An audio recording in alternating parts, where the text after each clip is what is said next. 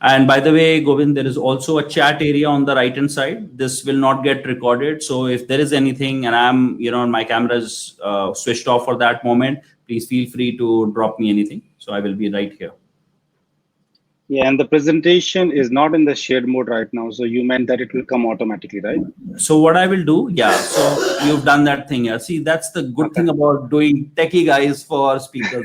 They figure out half of the things themselves. So Yeah. it's the same thing, yeah. So as we start off the thing, I will click on camera, and me and you will be online. And as we kind of get to it, we'll get to the slides bit, and there you go, and then you can navigate and carry on from there. Okay. Okay. Alrighty. So here we go. Hello, learning designers. Welcome to the Learning Design Summit. This is the platform where expert practitioners from the L&D domain come together and share their expertise so that all of us in the learning design industry can learn from it and further our careers. Today, I'm very excited to have with us Govind Singh Negi. Govind is a senior director of talent management and also the delivery center lead for Three Pillar Consulting. That's an organization that does software manufacturing, software development, and it's a US-based company employing more than 1,000 engineers.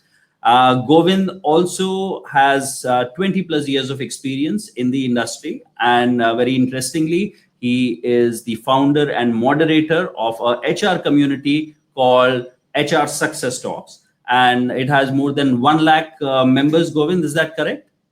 Yeah. Perfect. So it's a very, very big community of HR and L&D professionals. So do check that out. And Govind is today going to speak with us about craftsmanship. So Govind, as we get started, okay, Govind, welcome to the show. Thank you. Okay, Govind, as we get started, tell us a little bit about what does craftsmanship mean as a skill, or how do you view that? And probably why would you think this is really important for the learning leaders of today to take notice of this concept and, be able to leverage it? Yeah, thanks for inviting me here. To this topic, I think I'm going to talk more in the context of the IT organization, but I think this concept falls true for other industries as well. So what does it mean is that when we talk about craftsmanship, we are not talking about the coding skill of the person. These are something which are very basic. What we are talking about is other things which is over and above the coding skill of a software engineer, which makes that person a better craftsmanship, which makes a person more agnostic to the technology, and how that person will be able to use his own technology in a better way, but at the same time, that person has visibility and respect to other technologies around that person. So basically, it's talking about a holistic perspective, not specifically about the coding part of it. Fantastic. And I think, as we are going to be working, from home from here on for at least for the next, foreseeable time, do you think that this is a skill or a concept that will help learning leaders kind of find better talent or manage talent better, design better learning programs? Where do you think this concept will help learning leaders? So I think from a learning perspective or from a L&D perspective, I see this is more connected with the business. Every L&D professional is building future professionals for their organization. Especially in IT organization, there are so many technologies at this point of time that it becomes very, very difficult for the businesses to keep hiring people in a specific technology. And that's where this craftsmanship comes in picture. If you have built a culture of craftsmanship in your organization, and of course the L&D leaders are the one who are supposed to work on it along with other business leader, then I think you have solved this problem to a lot of extent, because it says that every software engineers or every person in your IT organization need to think over and above than the core technology they are involved in. They have to widen their scope of learning through craftsmanship. So I think this is what L&D professional can take away from this conversation today. Fantastic. I see it even more relevant for the times that, and the kind of challenges that L&D leaders will now face. So fantastic. Govind, please take it away. Tell us a little bit more and tell us your personal experience using these concepts. And, there are also people in the audience who may not be from the software industry. So anywhere you feel that the concept or the application can be made slightly agnostic of the industry, please feel free to call that out as well. Yeah, and I think thank you very much, Aman. And as I said earlier, this particular concept can be seen outside IT organizations as well. And during my presentation, you will notice that these things are coming here in certain ways in the whole webinar. So let me start with this concept first, and then maybe our audience who are not from IT industry can see the connection. So let me start with what is craftsmanship. Let me start from the concept of it. I'll spend some time and then I'll move on to the three basic foundation of craftsmanship here. So when I talk about craftsmanship, this is something which people might get confused with if we don't talk about what we are going to talk in our conversation. And that's why I thought it is important to touch upon the three important pieces of craftsmanship. And these three pieces are commitment to quality, commitment to mastery as a continuous journey, and respect for all the craft that makes product great. Now, as you see me saying about it aloud, you will notice this has nothing to do specifically about the IT industry, but this is something which can be implemented in any other industry where somebody is doing some sort of technical, functional job. So let me pick one by one, and I'm sure that in my stories and example, you will see more reference to the IT one, but I'm sure people other than IT industry can also connect with it. So commitment to the quality, and this is the piece which I think I would like to touch upon a little bit. So when we talk about quality, and in IT industry, we are specifically not talking about the way you are coding the stuff. What we are basically talking about is that when you build up software, the software is not only about the coding you are doing in it, but it is also about various other things which a person is looking at while building that software. And these things could be security. How secure is the software which you have built?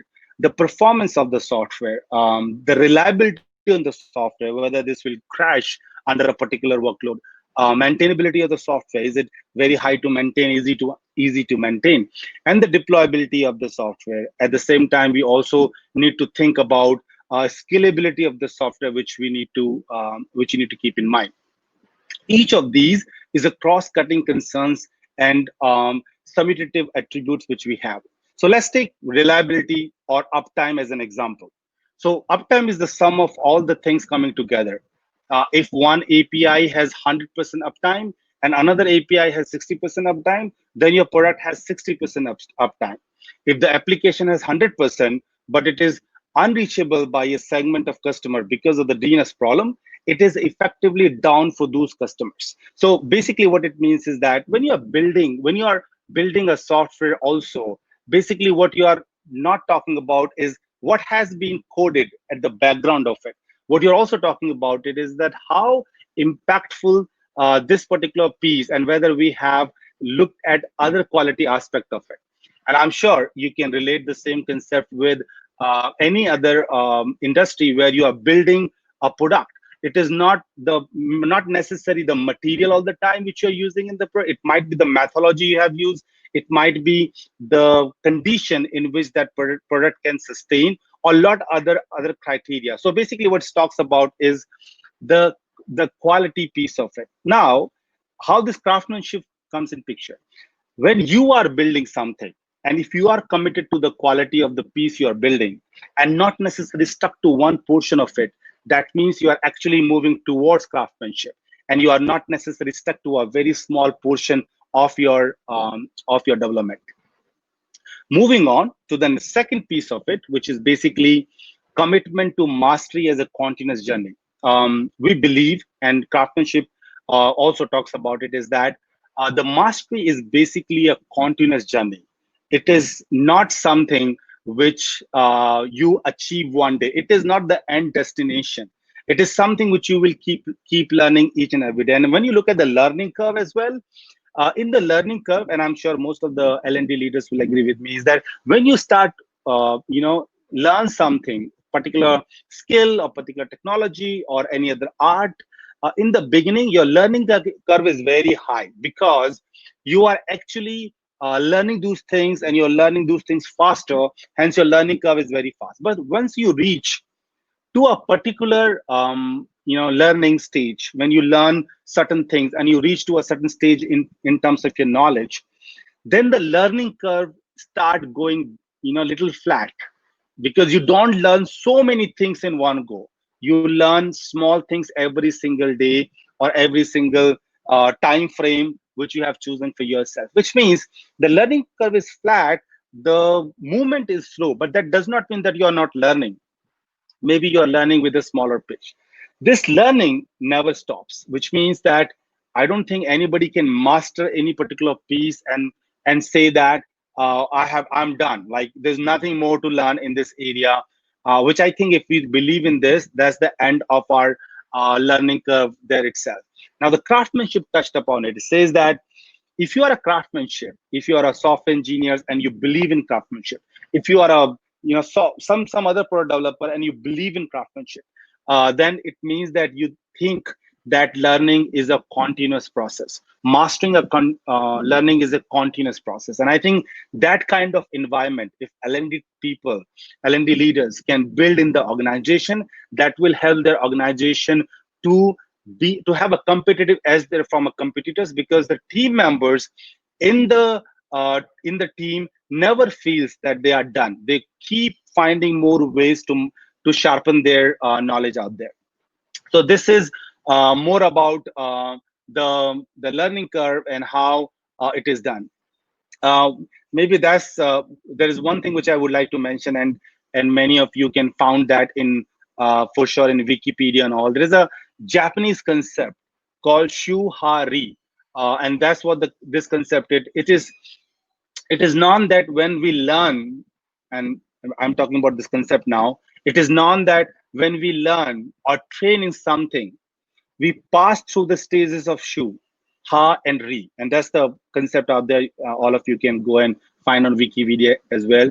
These stages are explained as follows. In shu, we repeat the form and discipline ourselves so that our bodies absorb the form that our forebearers created. So this is the very first stage of that. We remain faithful to the form with no deviation. We always think that whatever is being said by our previous ancestors or people who have given this knowledge, our mentors, we believe that these all things are true, and we remain faithful out there. In the stage of ha, which is the second stage of it, once we have a disciplined ourselves to acquire the forms and the movement, we make innovations. So as I said earlier, it can be true in anything you learn. So when we know this discipline ourselves, we start working with some sort of innovation in that area. And in this process, the forms may be broken and discarded, meaning sometime we believe on what has been taught to us from the past, but at some portion of us do not believe there as well. Finally, in the last stage, which is called RI, we completely depart from the forms, open the door to creative techniques, and arrive in a place where we act in accordance to what our heart mind desires or unhindered, while not overstepping law. So I think what it means that the last stage is where we started exploring things ourselves, where we feel that we have reached to a certain mastery stage, but we would like to now try more things which might be not conventional, and which something which we might have not heard from our previous mentors. Now this is what the concept from the Japan, and I think that's what the craftsmanship also talks about, that we should always be in the journey of continuous improvement and continuous mastery. Moving on to the third piece of the craftsmanship, uh, it says that we should have a respect for all the craft that make product great. When you're building a product, whether it is a software product or it is some other product which you're building, you might be involved in one part of it. Nobody is involved in every stages of product building, because there's so many teams which are involved in building a product and making it a better product in the organization. Uh, to give you an example of software development, if you are in a software development, and if you are building something which is basically a software product, and you are a software developer, you also need to respect the UI and UX piece of it. You also need to you also need to respect the quality piece of it. You also need to invest the deployment piece of it. What I'm trying to say is that you cannot be a good craftsmanship or craftsman if you don't know about other verticals or other part of that particular product. You are one piece of it. You have made some coding and you build it, but there are other pieces around it. So you should know about that. You should know if any change you're gonna make in your coding, how that gonna impact the deployability, how that will impact the way UI and UX works, how the look of it. So I think the last piece of the craftsmanship says that you have to respect all other craft that makes the product great, and you need to be aware of it. It's not necessary that you would like to go and master every piece of it. We are not saying that if you're a developer, you should master quality, you should master DevOps, you should master UI UX or project management or any other PS&D. We are not asking that. What we are saying is that you should be aware of it, and you should respect that their contribution is also going to add value to the product which you are building.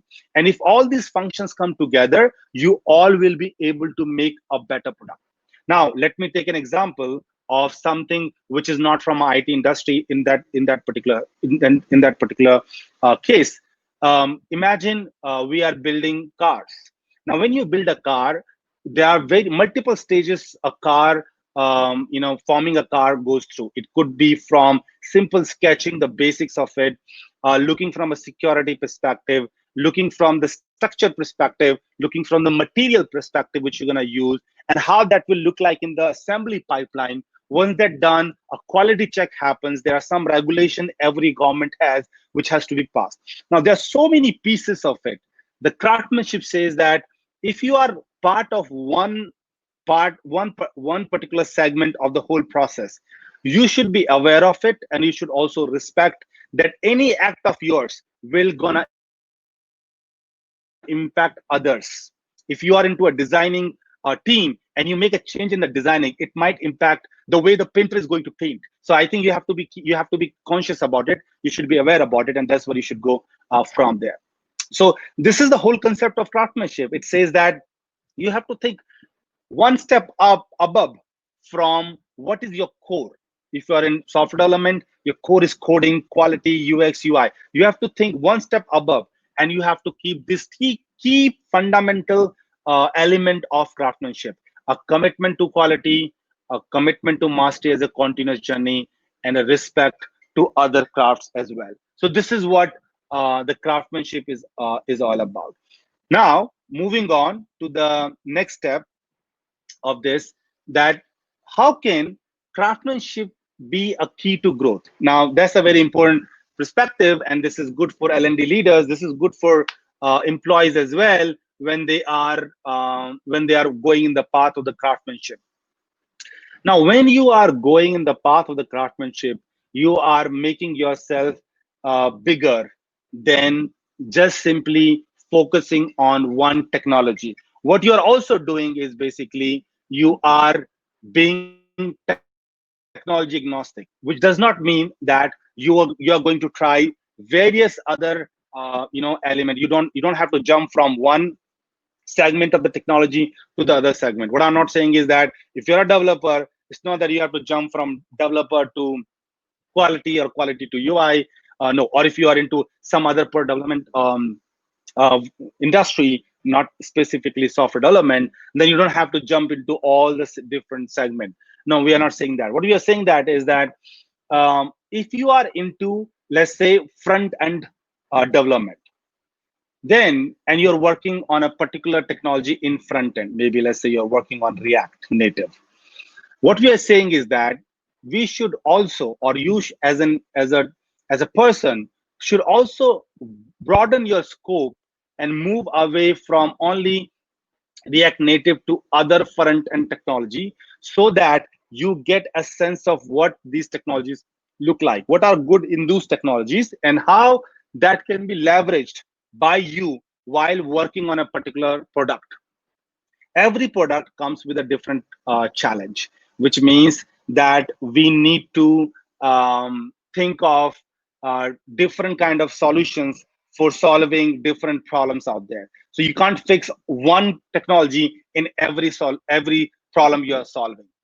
If you have an understanding of various other tools available in your domain, then you will be able to use them effectively for solving that particular problem, which might be different from the earlier problem you have solved. So hence what we are saying is that you should broaden your scope and you should try to be open to learn other technologies in your domain itself, which will make you better.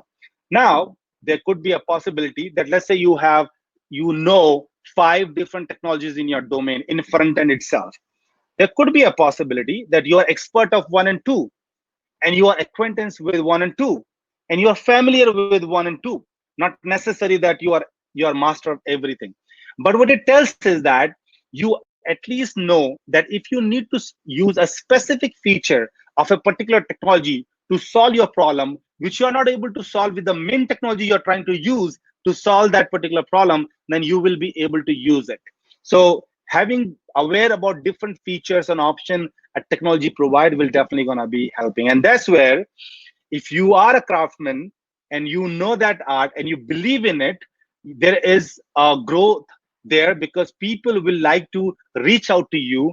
People would like to talk to you, because they know that you are not stuck to one technology, but you have a bundle of technologies around you, and you will be able to pick best features of other technology to solve your problem. And that's what I also said, that you will be leveraging other technology to solve the problem.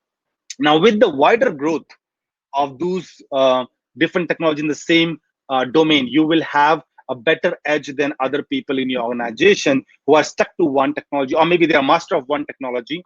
But your wider knowledge will make you a go-getter, and then make you a person who actually solves the problem and can advise business leaders, people who are trying to solve the problems in a better way from a technology perspective. When I say technology, does not mean a software technology, but it can also mean any technical knowledge you have, because you have a wider understanding of technology or your domain than any other person who is very stuck to one piece of it. And that's why the craftsmanship makes you a better craftsman, better technology person who has a broader view. Moving on, and I think that's one other thing which you asked me, that what kind of value a L&D person gets, and how they should ensure that they are also nurturing craftsmanship in IT companies, and for that matter in any industry. Let me start by saying this is not an easy job to do. Craftsmanship comes up with great value for your organization, for your people, for your shareholders, your client. But at the same time, it comes with a lot of efforts, which is normally top down, to make sure that you are able to build a culture of craftsmanship. You are able to nurture craftsmanship in your organization. So the first step is that you should have a buy-in and support from your leadership. If the leadership of your organization believes in this concept, and they believe that craftsmanship is actually going to help people by giving them opportunity to grow, is actually can help client by giving them people who has a holistic perspective as opposed to a narrow perspective. It can help the shareholder of the organization by earning more profit, because you as an organization adding value to the client, your client is happy, they are referring you, they are giving you more business, if that is what your shareholder is getting. And if your leader believe that that's one of the concept which can help you to achieve all those 3 things, they will definitely support you in this concept. So having a buy-in and support from leaders is the key for this particular particular exercise or particular initiative which you can implement in your organization. Once you have a buy-in and support from your leadership, you need to align your L&D strategy in such a way that this nurtures craftsmanship. What I mean by that is that when you are building a L&D program, you should be also putting an element of craftsmanship out there. For example, if you're building a program for, let's say, React Native, you should also try to reach out to people who are not React Native but in the front end technologies, so that if they are interested, they can also participate in React Native program at least, and they leave up to them whether they would like to be a beginner or intermediate or advanced in that. This is up to them how interestingly they find this technology and how they would like to use it as another tool in their domain knowledge. So align your L&D strategy, speak with people, business leaders, and tell them that how this knowledge of other technology will help their team members and will help their team. The third and the last one, and I think one of the important one is that you will not be able to achieve it if you are not able to create an environment where you are allowing people to actually exercise those technologies they have learned. There is no use if you are making people learn those technologies but they are not able to use them. And hence build an environment with the help of the talent function, with the help of the business leader, which allow people to rotate from one technology to another technology.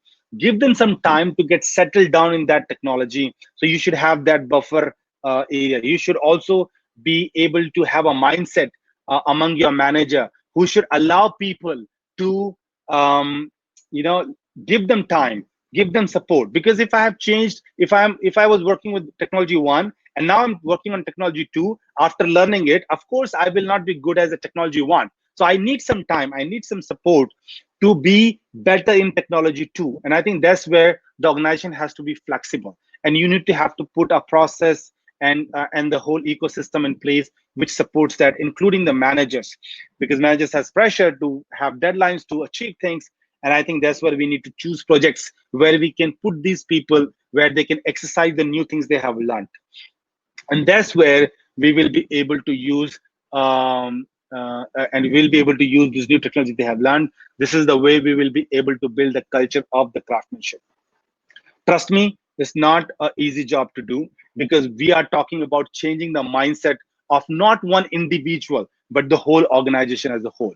But at the same time, I would say, if you do it in the correct way, as I've stated here, and we keep doing it gradually, and of course, any change in the culture, any change in the mindset takes its time. It cannot be done in a couple of months. It takes time. But the value we will get out of it. Now, imagine some of the values, and I like to talk. I'll talk about certain of them. In IT companies, most of the people, face this problem of people on bench.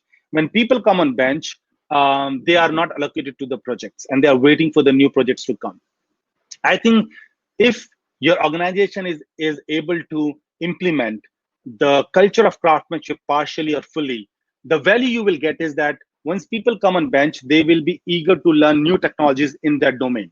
And once they learn it, they will also be able to exercise it in the existing live project, or they can have demo projects to work on it. And when they work on it, they actually reach to a stage. Maybe they reach to a stage of intermediate in a technology too.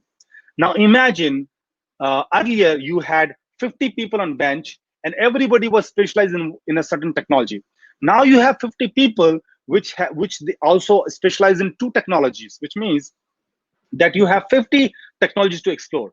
Now this is a great value you have given back to the business, which means that now business has option to leverage from 100 technologies buckets, as opposed to 50 buckets, where there are some group of people in technology 1, some group in 2 and 3, but now there are more people in different technology. They might be at a different level in the technology, but that's where it helps them.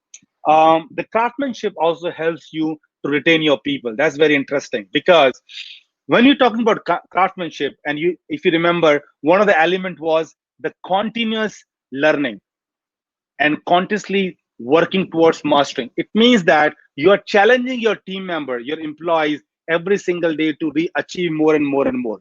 An employee likes challenge and they get engaged in that whole process, and they believe that organization is investing back on them and making them a better professional every day. And that's where they always feel more engaged with the organization and they are retained. And this is another value which you give back to the organization. With using your learning and development initiative, you will still be able to retain people. Once people learn all those things and they become a better craftsmanship, they also grow faster in the organization, as we just discussed in slide number 2 before that. So these are some of the benefits which we get from craftsmanship. And with that said, I hope that I'm able to explain you what the craftsmanship is all about, how that helps to make people grow in the organization, and you as a L&D professional, how can you implement the craftsmanship in your organization. Fantastic, Govind. I think whole new way to look at upskilling, reskilling, and all of those great things that we keep talking about in the L&D fraternity. Govind, would you like to share any insights on if somebody has to really create a culture out of craftsmanship and wants to design the learning journeys or training programs keeping this in mind, then what is a lens of focus you would give them? Because it could, really, if you're looking one skill or one step upwards of what you are currently doing, then it can be anything. So how would you suggest to people who are going to attempt craftsmanship or building a culture around it and displaying it by implementing those strategies in their learning design? What are some things that you would say to them? Yeah, I mean, that's a great question. And I will just talk about some more things which I have over and above, which I have already mentioned. I believe that when you are trying to build the culture of craftsmanship, these steps which I mentioned above, which like buying and the support from the leadership and aligning your business L&D strategy and creating an environment to allow people to work in different technologies. Over and above that, I believe that one of the key element which is wrapped around these three things is basically building a mindset of moving away from the one primary technology you are good in, because it's very hard. And I found this specifically in India, honestly, that we believe that if you are a .NET professional, we would like to be expert in .NET all the time. We don't want to explore any other technology other than .NET in our domain. And we wanted to be mastering it every single day. There will be new version of .NET which will come up, and we wanted to be master of that one thing only. Now, this particular concept of craftsmanship actually straight away, put a hammer on that thinking that, hey, you need to learn about other technology in the same domain area other than what you are expert in. And that will really help you. And I think that's where the mindset change which needed. And as any other change, it is a longer process where you need to come up with the benefits people will get. You also need to live the words you are saying, in the sense you have to also show examples. You have to celebrate small wins. For example, if somebody who has gone to a technology 2 in the same domain and has done a pretty good job, celebrate that particular win, because people see it that you as an organization not only talking about it, but you believe in it. So one thing which I would say, Aman, is that when somebody is trying to build this culture of craftsmanship, let's start with the mindset of people. Then step number 2 is that your L&D programs, whether it is upskilling or reskilling, should be built in such a way that it is directly connected with people's aspiration and less organization aspiration. When I say less, it does not mean that it should not connect at all with the business aspiration, but it should connect less with the business aspiration. So I think that's where there is a collaboration should happen between L&D and HRBPs and business leaders to understand what is that people should get benefited out of it. For example, if you have QA manuals in your organization, now they becoming QA automation is good for them, is good for the business, is good for everybody in the organization. So win-win situation. So find this win-win situation, but at the same time break that conventional thought in QA manuals that they will never be, they are good where they are and they should never learn automation. I think they should. And that's where the craftsmanship is all about, that you should break your conventional primary skill and you move on to one step up. When you have people automation, maybe they should start thinking about performance automation more now. So making yourself better and better and better in the same domain. When you're thinking about automation, maybe you should think about more other automation quality check techniques, which makes and broaden your craftsmanship in the quality itself. Quality itself is a huge area. So what I will say is that find what will be a win-win situation for employee and for organization. So I would say change in the mindset, find those opportunity. I'm not going to nitty-gritty honestly here because I know that L&D leaders know how to drive it and operationalize it in the end. But these are the two more things I will say as a wrap up around the three things which I have already said in the presentation. Makes sense. And Govind, I also see opportunity for L&D leaders to be in touch with business even more, to know what other skills, is going to be the requirement in the future. And then maybe giving some direction or offering those to employees as food for thought that, hey, you need ideas on how you can improve your craftsmanship by getting upskilled on few more things. Here are few more things for you, or few more things that the organization would need in the coming, in the near future. So I think overall for the L&D drivers in the organization, it is a little bit of work for them to be able to offer this information.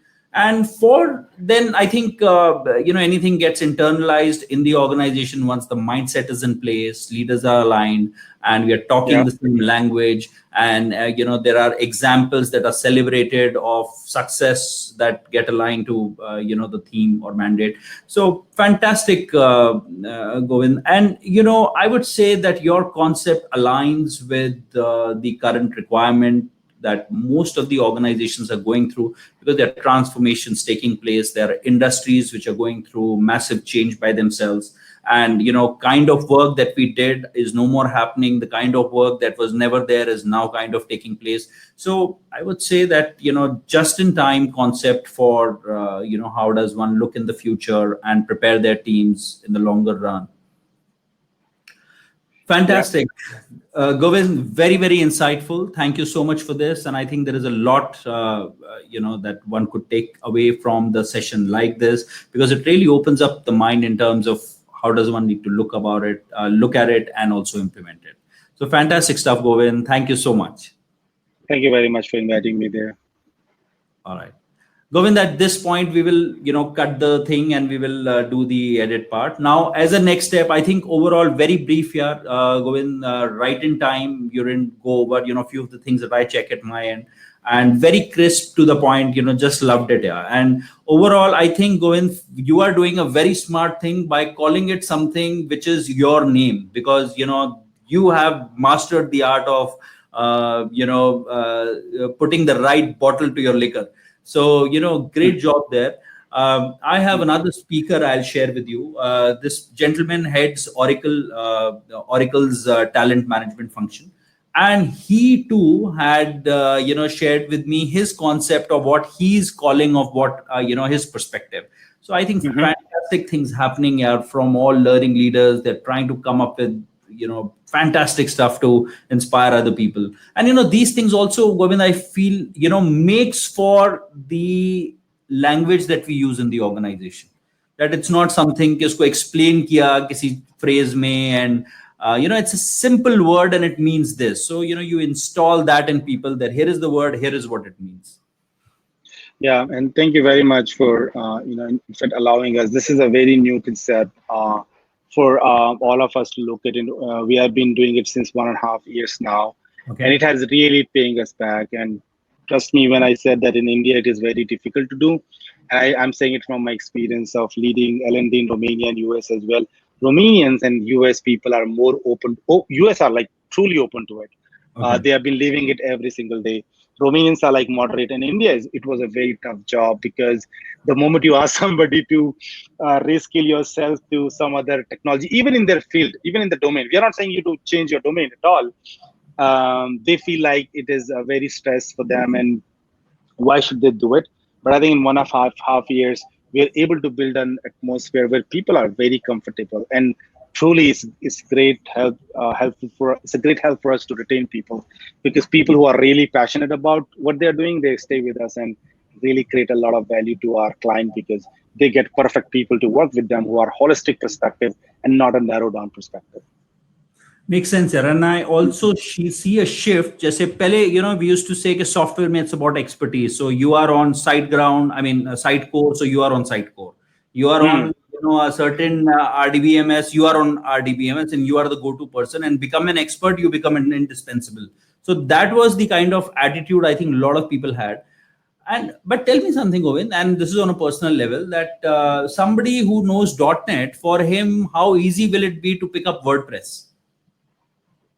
Um, so, so basically, there are two things. One is that we never encourage people to change their domain. If you're a front end, we always Oh, encourage okay. you to Stay stay in front front end. end. Okay. If you're a back end, we always that's why we never take it. That's why I was using word within the same domain. We should use various other technologies. Right. Right. That does not mean that we don't encourage people, but that has to come from the person, because we know this is going to be a difficult job to change from a front end to a back end, or back end to front end, or all the jing jang.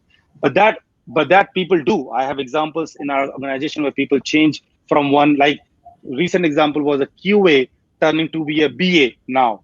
But that has something which has come up from that person. We did not launch any such initiative. Our first um, phase is that people within front end, within back end, know other technologies as well. If you're on mobile, you should also not only Android iOS, but you should also know React Native. Let's learn that first, because that's going to help you.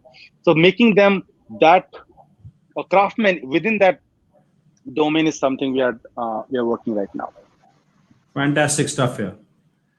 Thank you so much, Okay. Govind. Very, very inspiring, insightful, and intriguing. All three eyes. Great Yeah. stuff. So, as a next step, Govind, what I will do is I will get this piece edited and make it, watertight, and then I will share it with you once before we go live with it. And I will get back to you, seeking your time to, give us a slot for the broadcast. And in the meantime, I will prepare your 1 minute video, give it to you so that you can start promoting your session. I believe you've done your 1 minute video, right? I did, and I shared with you. Yes, yes, I do remember, had a look at it. Perfect. So once all of this gets done, I am back with you, sir, and then we'll take it forward. Awesome. Aman, one more thing which maybe I can talk to you about is, so I will be sharing, not I, but my team will be, my HR success talk volunteers team will be Mhm. sharing it with on various platforms like Facebook, LinkedIn, and so many other places. Is there a way